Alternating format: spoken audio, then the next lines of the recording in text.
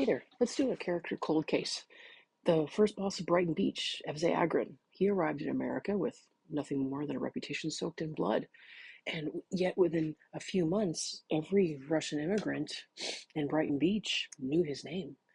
They feared him, they paid him, and they all understood one thing, that he wasn't here to blend in, but he was here to rule this space.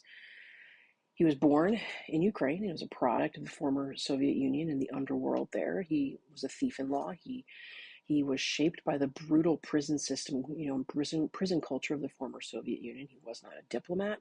He was a predator. He was a man who understood that fear was currency, and he spent it freely.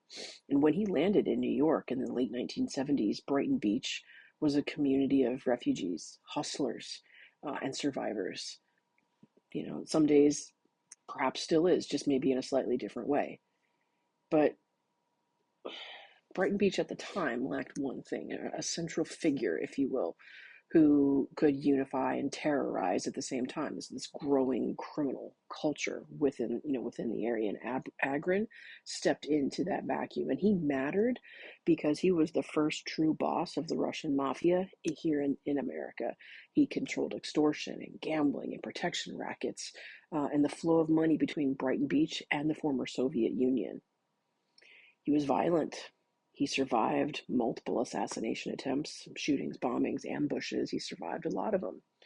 And each time he crawled back in, he's stitched back together by doctors and just his own internal rage, and just determined to show that he was still in charge. And there was a defining moment for him.